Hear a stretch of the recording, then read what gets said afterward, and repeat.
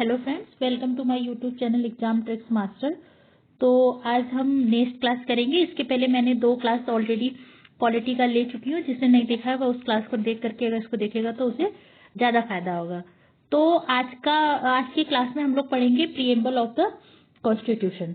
तो प्रीएम्बल, जैसा कि मैंने आपको सोर्सेस ऑफ द कॉन्स्टिट्यूशन बता रखा है, तो वहाँ पे अगर हम देखें तो कहीं पे इस तरह से नहीं लिखा हुआ है कि प्रीएम्बल कहाँ से लिया गया है। बट अगर हम जनरली बोले तो जो प्रीएम्बल का कॉन्सेप्ट है वो हमारे यूएसए के कॉन्स्टिट्यूशन में सबसे फर्स्ट टाइम देखा गया था कि वहाँ पे प्रीएम्बल का कॉन्सेप्ट था। तो उसी कॉन्सेप्ट को हमने अपने इंडिया के कॉन्स्टिट्यूशन में बोरो कर लिया है। तो हम लोग बेसिकली इस चैप्टर में क्या देखेंगे कि प्रीएम्बल, इंडिया का प्रीएम्बल क्या है, प्रीएम्बल में क्या मेंशन है, प्रीएम्बल पावर देता है हमारे यहाँ के गवर्नमेंट को या फिर रेस्ट्रिक्ट करता है, ये सारी चीजें देखेंगे। और अपार्ट फ्रॉम दिस हम जो एक बहुत ही बेसिक क्वेश्चन है कि प्रीएम्बल पार्ट है कॉन्स्टिट्यूशन का और नहीं है, तो इस तरह की जो भी स्टेटमेंट है, जो भी स्टेटमेंट बेस्ड क्वेश्चन आते हैं, तो इसको पढ़ने के बाद हम देखेंगे कि हम उन क्वेश्चन को सॉल्व कर पा रहे हैं। तो लेट्स स्टार्ट। तो फॉर दैट सबसे पहले हमें ये जानना है कि जो इंडियन कॉन्स्टिट्यूशन है उसके प्रीएम्बल में क्या लिखा हुआ है। तो इंडियन के प्रीएम्बल के जो इंडियन का कॉन्स्टिट्यूशन का प्रीएम्बल है उसमें क्या क्या वर्ड इंपॉर्टेंट है जिस पर हमें फोकस करना होता है, और उन हर एक वर्ड का एक मतलब होता है। जैसे इंडियन कॉन्स्टिट्यूशन में लिखा हुआ है, सबसे पहला वर्ड लिखा है we the people of India. तो ये लाइन जो रिप्रेजेंट करता है, ये दिखाता है कि what is the source of constitution.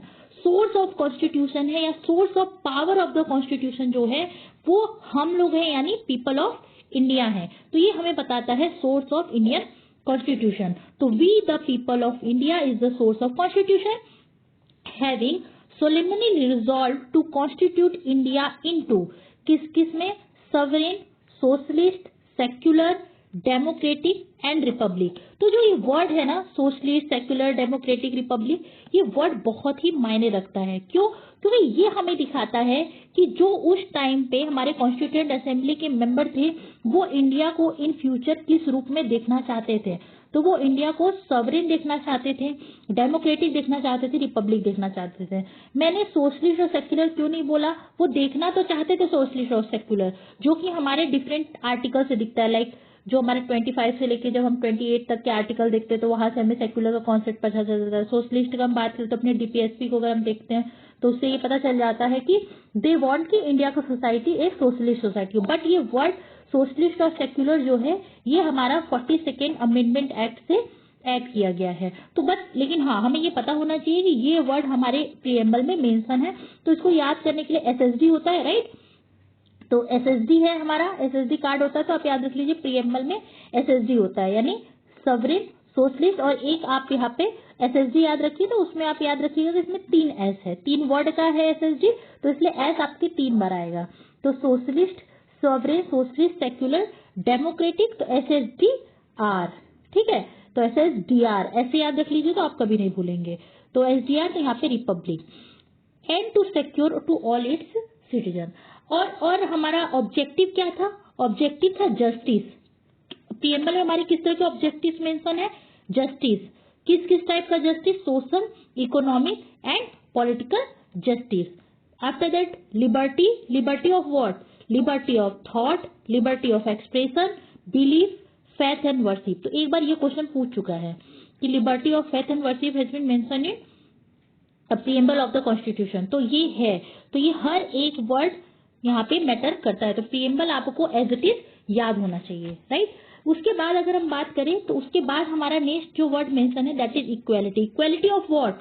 Equality of status and opportunity, यानी सबको इक्वालिटी ऑफ स्टेटस मिलना चाहिए और साथ में सबको अपॉर्चुनिटी मिलना चाहिए कि वो जो है आगे बढ़ सके। तो equality of status and opportunity and to promote among them all. केवल अपॉर्चुनिटी और स्टेटस देना ही नहीं है बल्कि सभी लोगों में उसको प्रमोट भी करना है। After that fraternity.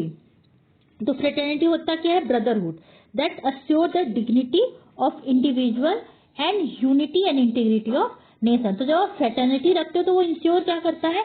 इंश्योर करता है कि यूनिटी रहेगा देश में और इंटीग्रिटी ऑफ नेशन रहेगा, क्योंकि जब ब्रदरहुड रहेगा, भाईचारा रहेगा, तो उससे क्या होगा, लोग एक दूसरे का इज्जत करेंगे, उससे क्या हो जाएगा, डिग्निटी ऑफ इंडिविजुअल मेंटेन रहेगा और साथ में यूनिटी और इंटीग्रेशन ऑफ नेशन रहेगा, क्योंकि भाईचारा रहेगा। In our constituent assembly this 26th day of November, देखिए यानी हमारे कॉन्स्टिट्यूशन में 26 ऑफ नवंबर मेंशन है 1949 का, और ये डेट है क्या, वो डेट है adopt, enact and give to ourself this constitution. तो जो जिस दिन हमने अपने कॉन्स्टिट्यूशन को अडॉप्ट किया था, that day has been also mentioned in the preamble of Indian constitution. तो ये सारे एक एक चीज आपको पता होना चाहिए। तो मैंने जैसे बताया कि जो भी चीजें मेंशन है उसका कुछ न कुछ मीनिंग है, कुछ न कुछ सेंस है उसका। तो जैसे कि क्या क्या हमारा बताता है, कंपोनेंट क्या है प्रीएम्बल का, पहला तो वो बताता है कि source of authority of the constitution कौन है सोर्स, कॉन्स्टिट्यूशन को बनाने वाला, कॉन्स्टिट्यूशन को पावर देने वाला, कॉन्स्टिट्यूशन को बनाने वाले लोग कौन है, पीपल ऑफ इंडिया है, ठीक है। नेचर ऑफ इंडिया स्टेट ये बताता है, नेचर ऑफ इंडिया स्टेट बताता है कि इंडिया स्टेट कैसा होना चाहिए, sovereign, socialist, secular, democratic and republic. After that objective क्या था, ऑब्जेक्टिव था लोगों को हमें जस्टिस देना है, लिबर्टी, इक्वालिटी एंड फ्रेटर्निटी, सब कुछ हमारे प्रीएम्बल में मेंशन है। एंड अलोंग विद दिस, और हमारे प्रीएम्बल में क्या मेंशन है, date of adoption of the constitution that was 26 November 1949। तो इतनी चीजें हमारे कंपोनेंट ऑफ प्रीएम्बल है। अब हम बात करते हैं प्रीएम्बल का कॉन्सेप्ट आया कहां से। तो ये स्टेटमेंट बच सकता है कि the preamble of Indian constitution is based on the objective resolution. ये ऑब्जेक्टिव रिजोल्यूशन किसके द्वारा ड्राफ्ट एंड मूव किया गया था, पंडित नेहरू द्वारा किया गया था, ठीक है। तो ये ऑब्जेक्टिव जो रिजोल्यूशन होता है, हम जब मॉडर्न हिस्ट्री पढ़ेंगे तो वहां पे ये चीज आएगा और ये बहुत इंपॉर्टेंट होता है। तो याद रखिएगा, ऑब्जेक्टिव रिजोल्यूशन मूव किसके द्वारा किया गया था, पंडित जवाहरलाल नेहरू के द्वारा, ठीक है।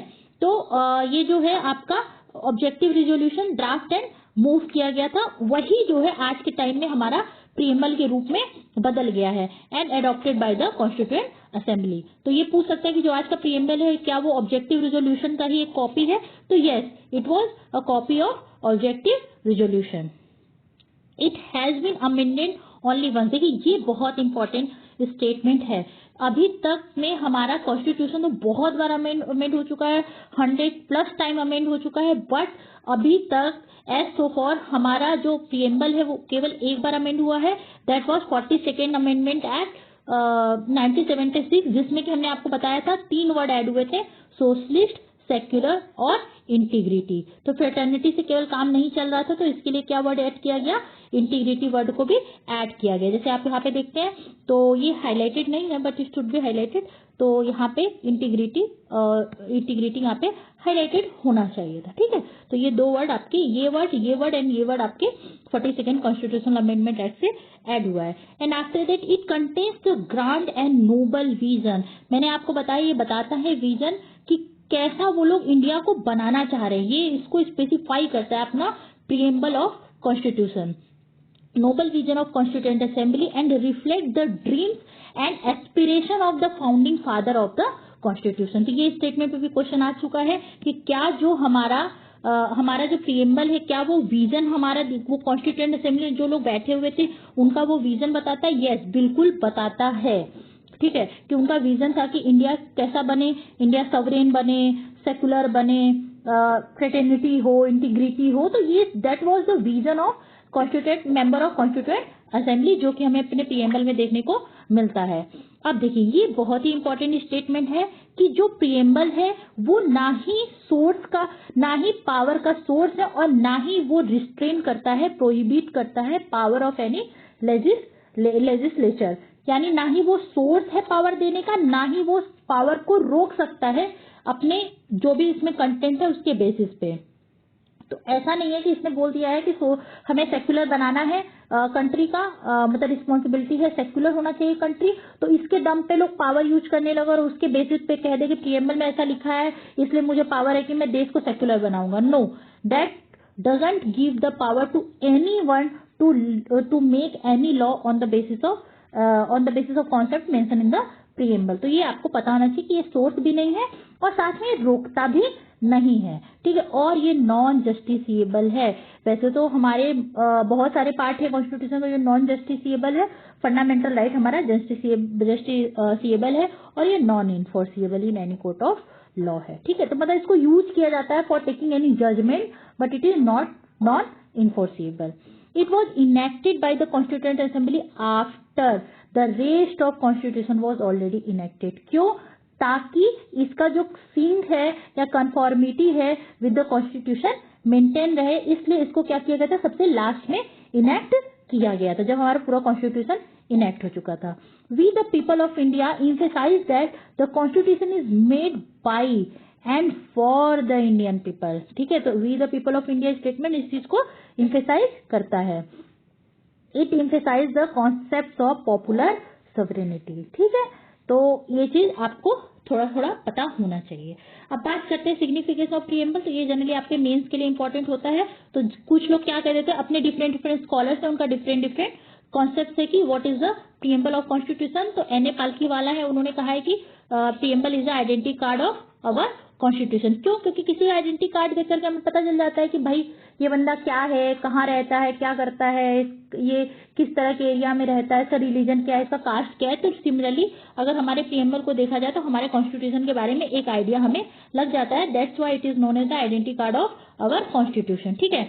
और यहाँ पे लिखा हुआ है कि ये क्या सर्व करता है, light for the judiciary to decide the constitutionality of the law. मतलब हमने बताया it was not the source of power, not prohibit the power. Along with this हमने बताया था कि नॉन जस्टिसिएबल है, राइट, और नॉन इन्फोर्सिएबल है, बट इसको यूज किया जा सकता है अगर हमें चेक करना हो। मान लीजिए कोई किसी केस हो गया किसी लॉ पे, तो हमें चेक करना हो कि उस लॉ को रखना है कि नहीं, तो उस समय जो होता है अपना जुडिशरी सिस्टम इसको एज अ लाइट की तरह यूज कर सकता है अपने किसी भी डिसीजन को लेने के लिए और उस लॉ को देखने के लिए कि लॉ जो है वो कॉन्स्टिट्यूशनलिज्म को फॉलो कर रहा है और नहीं कर रहा है, ठीक है। और समटाइम इसको कहा जाता है horoscope of Indian democratic Republic, ठीक। तो ये आपको कुछ कुछ वर्ड्स है दैट ये मेनली मेंस के लिए ज्यादा इंपॉर्टेंट होता है। अब हम बात करते हैं जो कीवर्ड मेंशन है उसका मतलब क्या होता है। तो सबसे पहले हमने देखा था SSSDR। तो पहला एस हम पकड़ लेते हैं, सवरेन। तो सवरेन का मतलब हमें पता होता है कि ना ही हम डोमिनियन होंगे, ना ही हम डिपेंडेंट होंगे किसी कंट्री पे। अगर इस तरह का कोई कंट्री हो जाता है तो उसको हम क्या बोलते हैं, सवरेन कंट्री। तो it signifies that India is a completely independent state, neither a dominion nor a dependency on any other country। तो सवरेन होता है तो फायदा क्या होता है, it is free to conduct both its internal and external affair. केवल इंटरनल अगर अफेयर हम अगर अपना कंडक्ट कर पा रहे हैं तो वी आर नॉट सवरेन। हम क्या करते हैं, अपना इंटरनल एक्सटर्नल दोनों कंडक्ट करते हैं। That's why India is a sovereign country. तो सवरेन का मतलब यही है हमारा, it can acquire a foreign territory और cede a part of in favour of any other country. तो ये दोनों कर सकता है। अगर कोई सवरेन कंट्री है, अगर वो हम एक वर्ड में बोले तो इसके पास पूरी सवरेनिटी होती है कि अपने देश के साथ वो जो चाहे वो कर सकता है। That is known as the sovereignty of any country, ठीक है। बट यहाँ पे आप देख लीजिए, अगर इंडिया ने जो डिक्लेयर किया है continuation of member in the Commonwealth, ये यहाँ के सवरेनिटी को इम्पैक्ट नहीं करता। या इंडिया अगर यूएन का मेंबरशिप बन गया है, यूएन में उसको मेंबरशिप मिला है, तो ये हमें कहीं से भी लिमिट नहीं करता अपने सवरेनिटी को। तो we are independent to take any type of decision. We can member of any organization, we can be cede our like territory to any other country. जैसे कि हम लोगों ने बांग्लादेश के साथ अपना इनक्लेव एक्सचेंज किया था, तो ऐसा नहीं कि हमने इनक्लेव एक्सचेंज किया था तो हम सवरेन नहीं है। We can do anything with our country. तो that's why India is a sovereign country, ठीक है। हमारा दूसरा वर्ड उसमें मेंशन है सोशलिस्ट। तो सोशलिस्ट वर्ड जो है हमने बताया था आपको 42nd अमेंडमेंट एक्ट से ऐड हुआ है। और सोशलिस्ट का मतलब क्या होता है, सोशलिस्ट का मेनली मतलब होता है जैसे कि गवर्नमेंट जो होगा उनके जो अपने वनरेबल लोग हैं अपने सोसाइटी में उनके जो है उनको आगे बढ़ाने के लिए कुछ ना कुछ वर्क करती है। तो that is the socialist feature of any country. तो इंडिया में जो सोशलिस्ट फीचर है वो हमें कहाँ मेनली दिखाई देता है, अपने डीपीएसपी में दिखाई देता है, कॉन्स्टिट्यूशन के DPSP, that is from the 36 to 51 article number, ठीक है। और ये 42nd अमेंडमेंट आया था, मैंने आपको बताया था। और इंडिया का जो सोशलिज्म है वो ना ही टोटल गांधीज्म है ना ही टोटल मार्क्सिज्म है, क्योंकि मार्क्सिज्म जो था वो पूरा बोलता था कि सारी चीजों को जो है पब्लिक बना दिया जाए, नॉट वो कोई भी चीजें प्राइवेट ना हो। और गांधी जी जो थे वो इस चीज के फेवर में नहीं थे, वो दोनों के वो कहते थे इंडस्ट्री होना चाहिए, बट इनका हमेशा रहता था कि उतना ही हो for the need not for the greed. तो इनका कॉन्सेप्ट था। लेकिन हम लोग क्या किए, दोनों का एक ब्लेंड ले लेते हैं, बट हम लोग ज्यादा कहाँ पे हैं, गांधीज्म पे। तो इसीलिए हम देखते हैं कि हमारे यहाँ पब्लिक सर्विसेज भी प्रोवाइड की जाती है, बहुत सारी पब्लिक फ्री सर्विसेज भी प्रोवाइड की जाती है, ठीक है। और हमारा जो सोशलिज्म है that is a democratic socialism. इसका मेन पर्पस क्या होता है? एंड करना पॉवर्टी, जो कि है हमारे इंडिया में, ignorance, the disease, inequality of opportunity, ये सब चीजों को क्या करना है? खत्म करना है। It hold faith in the mixed economic model. हमारे इंडिया का इकोनॉमिक मॉडल कैसा है? Fixed economic model, sorry mixed economic model है। दैट इज पब्लिक और प्राइवेट सेक्टर दोनों ही कोएग्जिस्ट करती हैं साइड बाय साइड, जहां की मार्क्स क्या कहता है? केवल और केवल पब्लिक जो है सेक्टर एग्जिस्ट करना चाहिए। तो हमको लगता है सोशलिज्म का आपको मतलब समझ में आ गया होगा। तो हमारा नेक्स्ट टॉपिक है सेक्युलर। सेक्युलर एकदम हमें अच्छे से पता है कि सेक्युलर मतलब यहाँ पे रिलीजन और स्टेट के बीच में बात होने लगता है। तो जो ये टर्म्स है 42nd अमेंडमेंट एक्ट से आपका ऐड हुआ था और ये हमारे बेसिक स्ट्रक्चर डॉक्ट्रिन का पार्ट है। तो बेसिक स्ट्रक्चर डॉक्ट्रिन हम पढ़ेंगे अच्छे से, कहाँ से आया था, क्यों आया था, एवरीथिंग हम इसको बहुत ही अच्छे से पढ़ेंगे, ठीक है। तो इसका टेंशन मत लीजिए, मैं बेसिक स्ट्रक्चर डॉक्ट्रिन आपको अच्छे से पढ़ा दूंगी। और सुप्रीम कोर्ट ने अपने जजमेंट में कहा ये कि सेक्युलर वर्ड नहीं था, डजंट मैटर। सुप्रीम कोर्ट ने 1974 में ही बोला था कि सेक्युलर स्टेट इम्प्लिसिटली मेंशन है अपने 25 से लेकर 28 के आर्टिकल में। तो जरूरी नहीं है कि जब सेक्युलर वर्ड नहीं मेंशन था तो सेक्युलर टाइप के डिसीजन नहीं लिए जाते थे, लिए जाते थे। क्यों? क्योंकि हमारा कहीं ना कहीं आर्टिकल 25 से लेकर 28 तक इम्प्लिसिटली इस चीज को बताता है कि India was a secular state, ठीक है। और इंडिया में किस तरह का सेक्युलरिज्म है? पॉजिटिव सेक्युलरिज्म है। पॉजिटिव सेक्युलरिज्म मतलब क्या होता है कि ऑल रिलीजन के पास क्या होता है? सेम स्टेटस होता है और same support from the state होता है। देखिए कई तरीके का सेक्युलरिज्म होता है। एक सेक्युलरिज्म होता है जहाँ पे कि स्टेट को धर्म से कोई मतलब नहीं होता, मतलब स्टेट और जो रिलीजन होता है वो एकदम से सेपरेट होता है, एकदम से अलग से लाइन होता है।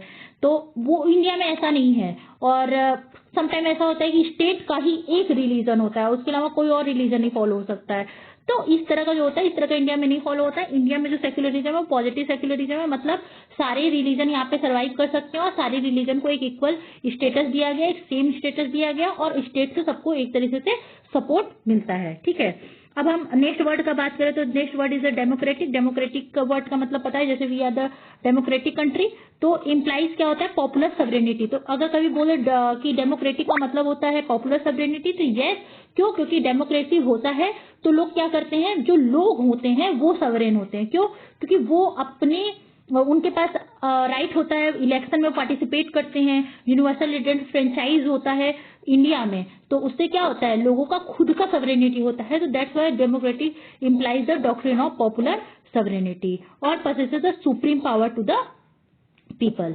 It signifies the representative parliament democracy where the executive is responsible to the legislature. ये मैंने आपको पहले ही बताया था, इंडिया का पार्लियामेंट्री सिस्टम में इस तरह से होता है, पहले की वीडियो में मैंने बता रखा है। Embraces political, social and economic democracy. तो यहाँ पे जो हमारा जो ये डेमोक्रेटिक वर्ड है, ये हमारा मेनली जो प्रीएम्बल में है, ये किस तरह के किस तरह के डेमोक्रेसी को मेंशन करता है? Political, social and economic democracy के बारे में जो है ये इसको एम्फेसाइज करता है। मैनिफेस्टेशन ऑफ इंडियन डेमोक्रेसी कैसे होता है? ये मैनिफेस्ट कैसे होता है? किन किन चीजों की वजह से? क्यों? क्योंकि इंडिया में क्या है? यूनिवर्सल एडल्ट फ्रेंचाइज है, पीरियोडिक इलेक्शन होता है, रूल ऑफ लॉ फॉलो होता है, इंडिपेंडेंस ऑफ जुडिशरी है जो कि इस चीज को इंश्योर करता है, और अब्सेंस है discrimination on the certain ground पे किसी भी तरीके का डिस्क्रिमिनेशन नहीं हो सकता है। हमारे यहाँ यूनिवर्सल एडल्ट फ्रेंचाइज है, ठीक है। अब देखिए कुछ एडिशनल इन्फॉर्मेशन दिया हुआ है, जैसे कि डायरेक्ट डेमोक्रेसी।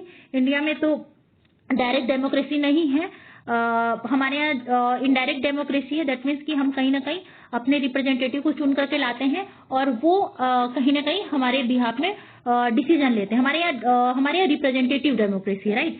तो डेमोक्रेसी, जो डायरेक्ट डेमोक्रेसी का इंस्ट्रूमेंट होते हैं वो क्या होता है? आपका रेफरेंडम होता है, इनिशिएटिव होता है, रिकॉल होता है, प्लेबिसिट होता है। देखिए इसमें बस बेसिक डिफरेंस आप समझ लीजिए। रेफरेंडम का मतलब ये होता है कि क्या होता है कि उसमें जो इलेक्टोरेट होते हैं वो खुद अपने, देखिए यहाँ पे लिखा है ना, the procedure way by the proposed legislation is refer to the electorate. तो मान लीजिए कोई लेजिस्लेटिव मेंबर है, वो क्या करेगा? एक अपना प्रपोजल लोगों के बीच में रख देगा ला करके, और वो लोग उस पर डायरेक्ट वोट करेंगे और जिस भी डिसीजन में जो भी आएगा मेजोरिटी ऑफ वोट से उस डिसीजन को लिया जाएगा। तो उस तरह का हम जो डिसीजन है, उस तरह से जो हम लॉ बनाते हैं, तो हमारा उस तरह का जो डेमोक्रेसी होता है उसको हम क्या बोलते हैं? रेफरेंडम बोलते हैं। इनिशिएटिव का मतलब होता है, इसमें क्या होता है? लोग खुद ही बिल को प्रपोज करते हैं कि लेजिस्लेचर जो हो इस बिल को इनेक्ट करे। तो ज्यादा लोग जिस भी मिल करके जिस भी बिल को प्रपोज करेंगे उसको इनेक्ट कर दिया जाएगा। तो इस मीडियम को जब यूज करके लॉ को बनाया जाता है तो इस तरह के डेमोक्रेसी को हम क्या कहते हैं? Initiative democracy.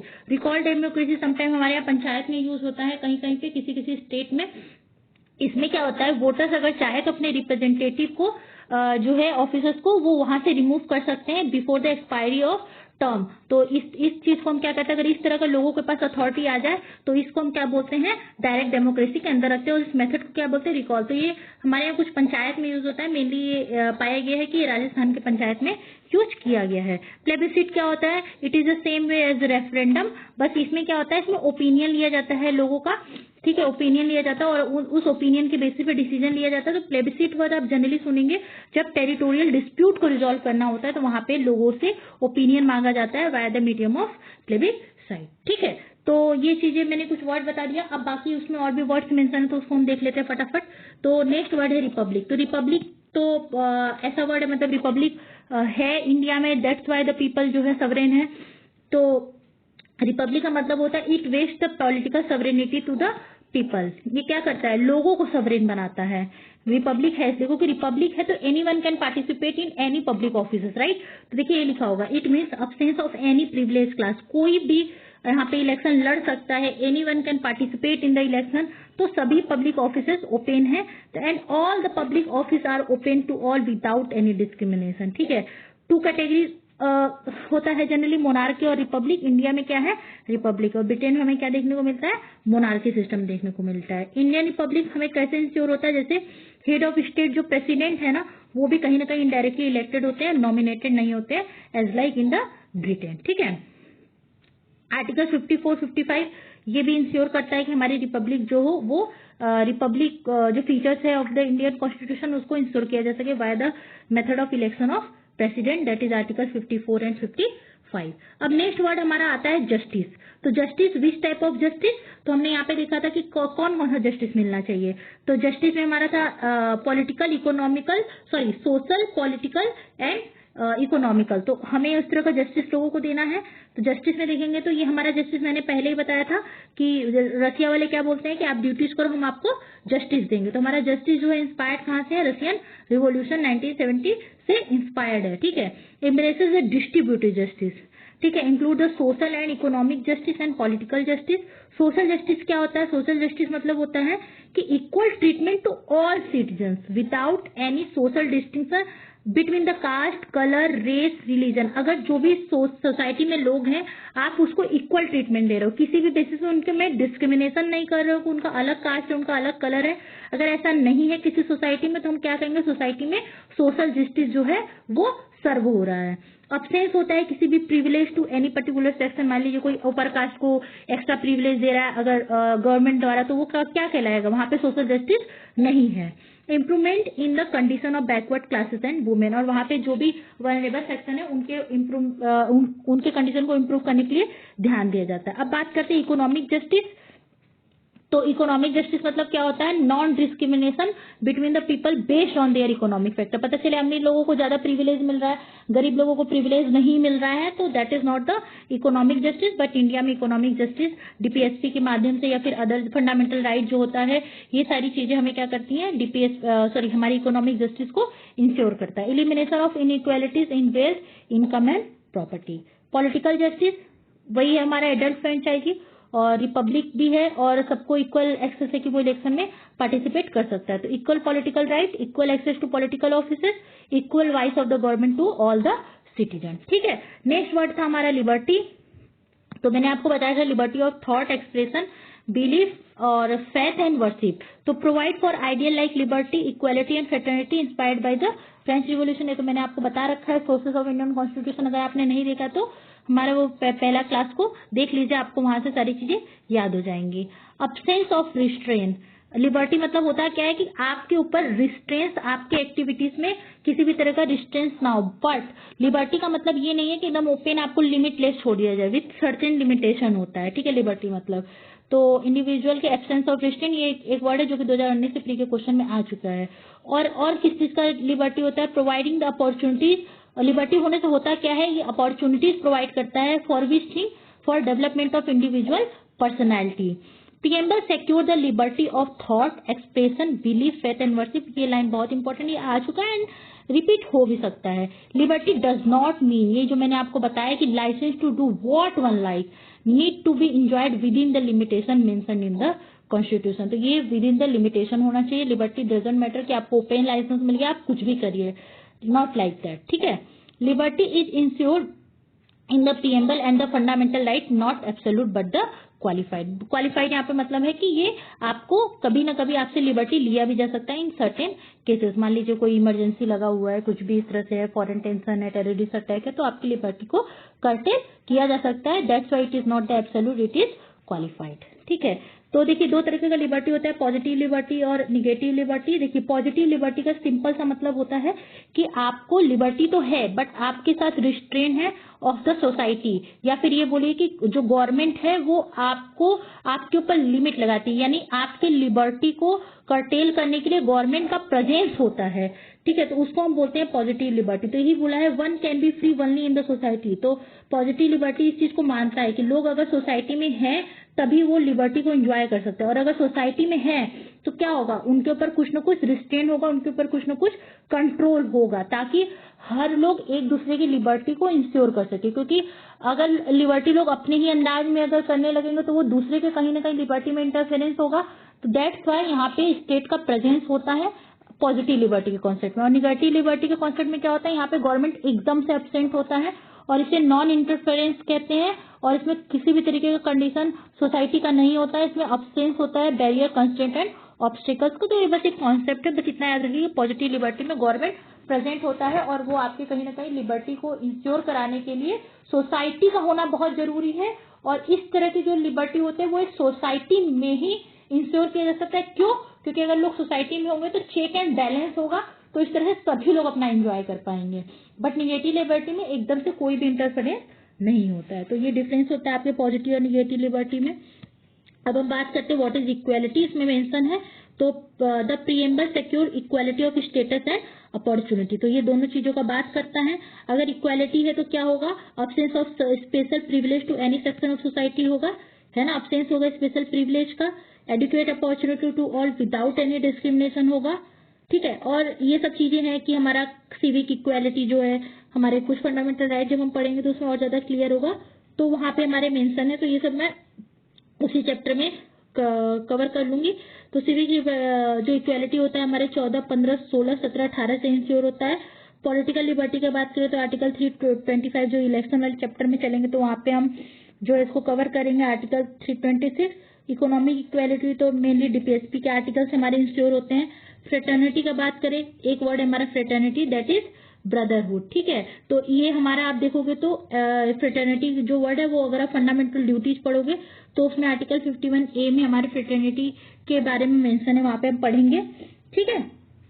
और हमारा इंटीग्रिटी वर्ड हमने आपको बता ही दिया, 42nd अमेंडमेंट एक्ट 1976 से ऐड हुआ है। तो फ्रेटर्निटी और ये फ्रेटर्निटी होने से इंश्योर क्या होता है, डिग्निटी ऑफ इंडिविजुअल इंश्योर होता है, ठीक है, और unity of integrity of nation होता है, ठीक है। तो यूनियन ऑफ ट्रिनिटी क्या होता है, यहाँ पे ट्रिनिटी किस चीज का बात किया जा रहा है, ट्रिनिटी बात किया जा रहा है इक्वालिटी, लिबर्टी एंड फ्रेटर्निटी, ये तीनों ट्रिनिटी होती है। मतलब अगर एक होगा और दूसरा अब्सेंस होगा तो अगर एक है दूसरा नहीं है तो वो पहले पे कहीं ना कहीं निगेटिव इम्पैक्ट डालेगा, इसीलिए इसको ट्रिनिटी बोला जाता है। तो वही लिखा हुआ है प्रिंसिपल ऑफ जो यूनियन ऑफ ट्रिनिटी मतलब है सोशल डेमोक्रेसी इंश्योर करने के लिए यूनियन ऑफ ट्रिनिटी होना चाहिए। क्यों? क्योंकि are not to be treated as a separate item in a trinity, if any of this absent it will defeat the purpose of democracy. क्यों? Without equality liberty would produce the supremacy of the few over many. Obvious सी बात है, अगर equality नहीं होगा केवल liberty होगा, केवल लिबर्टी होगा तो कोई एक सेक्शन बहुत ज्यादा बढ़ जाएगा और कुछ लोगों के ऊपर अपना राज करने लगेगा। इन द सेम में अगर इक्वालिटी है बट लिबर्टी नहीं है तो इससे क्या होगा, इक्वालिटी तो है बट लिबर्टी नहीं है तो क्या होगा, सब कुछ सबके कंट्रोल में हो जाएगा और वहां पे हो सकता है कि डेवलपमेंट इंडिविजुअल का रुक जाए। तो ये हो गया आपके सारे वर्ड जो भी हमारे प्रीएम्बल में मेंशन है। तो एक बहुत ही बड़ा क्वेश्चन है कि preamble is the part of constitution और नॉट। तो इसके लिए मेनली हमारे 3 केस फेमस है, Berubari case, Kesavananda Bharati case and LIC of India case. तो बेरुवरी जो केस हुआ था हमारा 1960 का केस है। तो इस केस में बोल दिया गया था कि जो प्रीएम्बल होता है वो एक जनरल पर्पस दिखाता है कॉन्स्टिट्यूशन का, but it is not the part of constitution. तो याद रखिएगा बेरूबरी केस में इसने क्या किया था, बरी कर दिया था। किसको? प्रियम्बल को। कहां से? कॉन्स्टिट्यूशन से इसने बेरूबरी ने बरी कर दिया, बोलते ना बरी कर दिया गया, छोड़ दिया कि ये नहीं है पार्ट। केशवानंद भारती केस बोले कि नहीं भैया ये पार्ट है, the preamble is part of constitution. इन्होंने रिवर्स कर दिया और ये बोले कि अगर पार्ट है तो ऑब्वियस सी बात है कि कोई भी पार्ट अगर अमेंड किया जा सकता है तो ये भी पार्ट है, इसलिए preamble can be amended.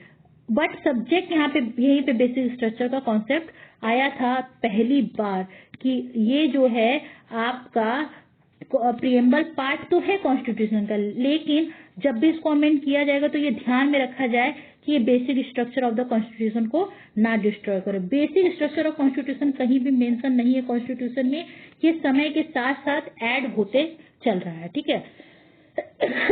Sorry. फिर हमारा थर्ड केस था LIC ऑफ इंडिया केस 1995 में। इन्होंने केशवानंद भारती केस को फिर से रिपीट किया और फिर से कहा गया कि preamble is a integral part of Indian constitution and it can be amended. तो ये तीनों केस आपको यहाँ पे प्रियम्बल में याद होना चाहिए ही चाहिए। तो बेरूबरी केस में बरी कर दिया गया, केशवानंद भारती केस और LIC में बोला गया कि नहीं, जो preamble is a part of constitution and it can be amended. तो इस तरह से हमारा जो है प्रियम्बल वाला चैप्टर खत्म होता है। तो अब हम नेक्स्ट क्लास में मिलेंगे नेक्स्ट चैप्टर के साथ, that is state and union territory of India, ठीक है। तो इसको हम नेक्स्ट क्लास में खत्म करेंगे। Please subscribe and like my video अगर आपको पसंद आता है तो, और ज्यादा से ज्यादा शेयर करें ताकि इन चीजों को जो ट्रिक्स के माध्यम से मैं आपको पढ़ा रही हूँ वो लोगों तक भी पहुंचे।